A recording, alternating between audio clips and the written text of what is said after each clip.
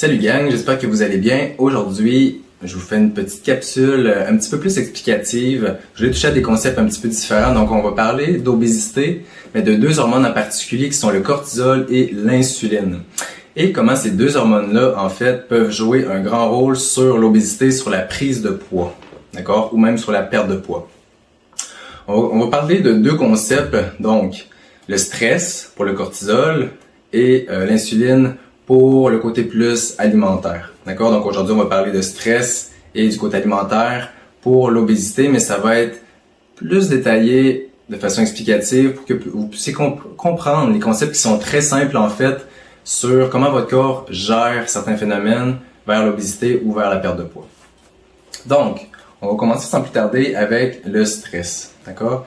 Le stress, c'est censé être quelque chose qui est momentané. Donc, tu es censé rencontrer un ours quand tu vas marcher dans le bois.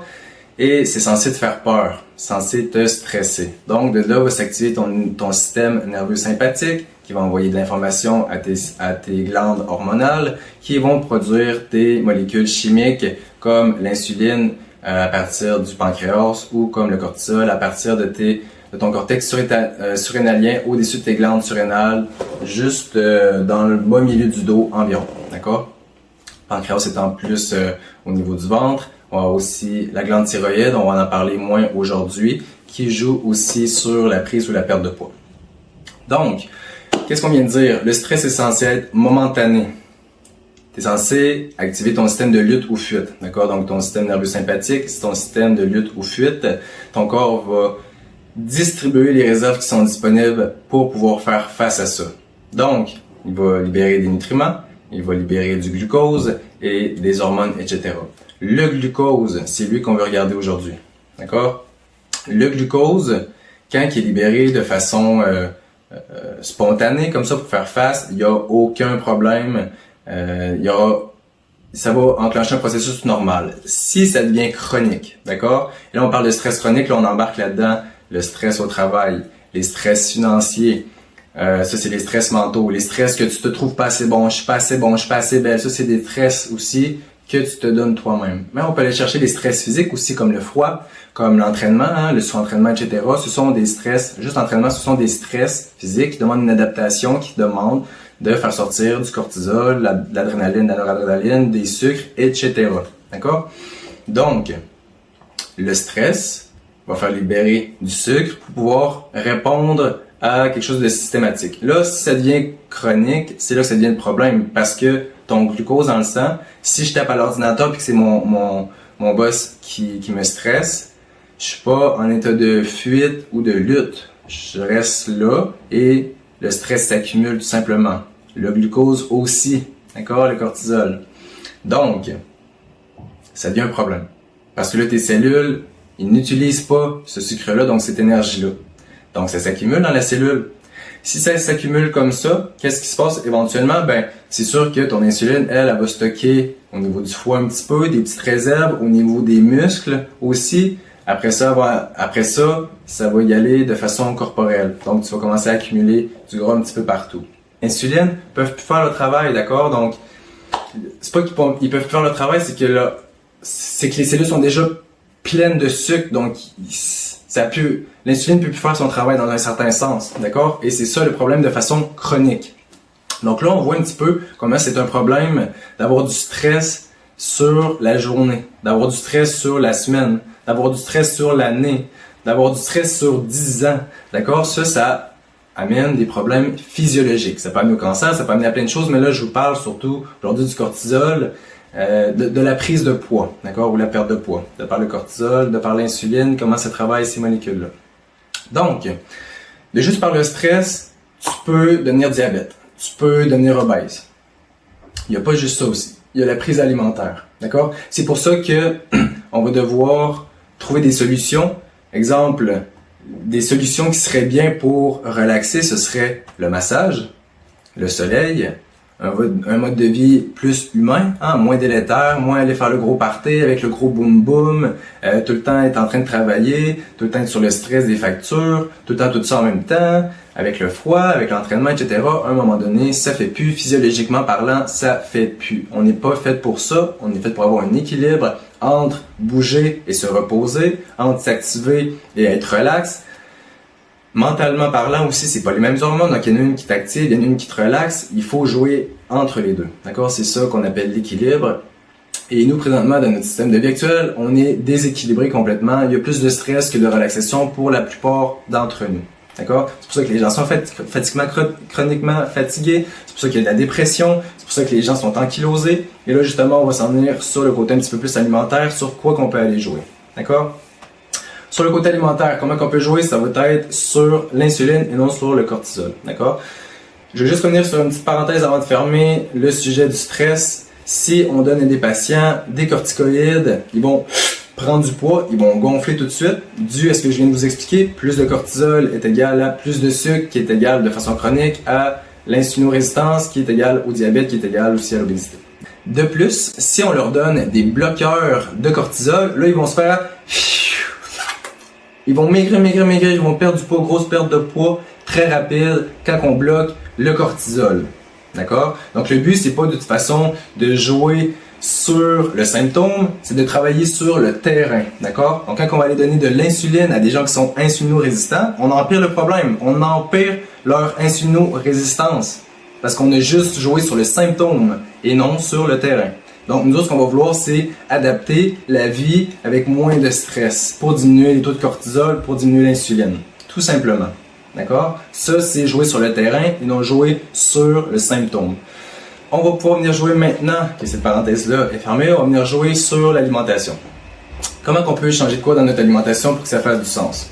Bien, je vais tout de suite vous expliquer les pâtes, le riz, le pain, les céréales, les patates.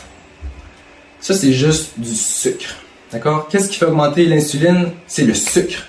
C'est un petit peu les protéines et c'est très peu les gras. Mais c'est surtout le sucre.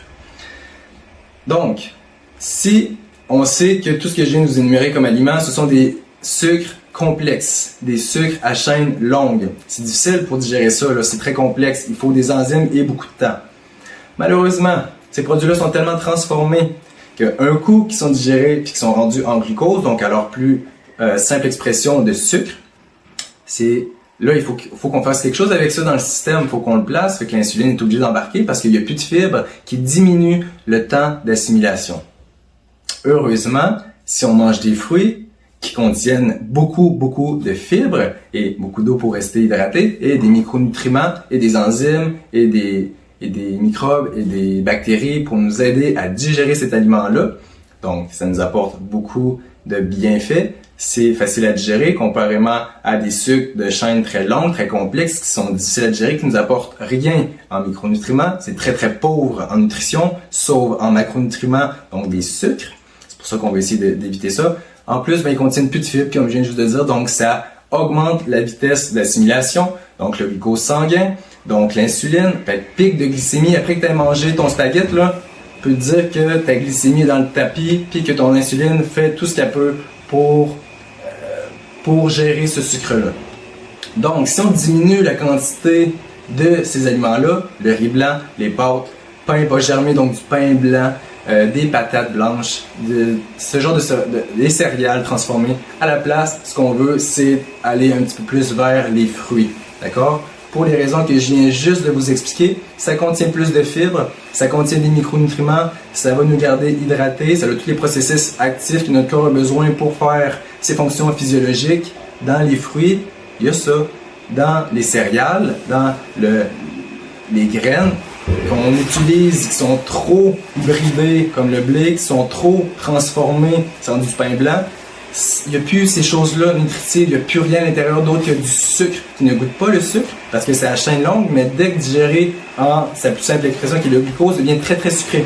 Pour faire le test, mets-toi justement, prends-toi du riz blanc, mange-le, remets-le dans l'assiette et 1 heure ou 2 heures après, tu vas voir, il va avoir changé un petit peu de forme, tu le remets dans ta bouche, ça va être super sucré. Pourquoi? Parce que tes enzymes, ton amylase salivaire, premièrement, qui digère les sucres, et autres, vont avoir digéré les longues chaînes en courte chaîne. Désolé, il y a un petit peu de bruit, là, quelqu'un qui passe l'aspirateur.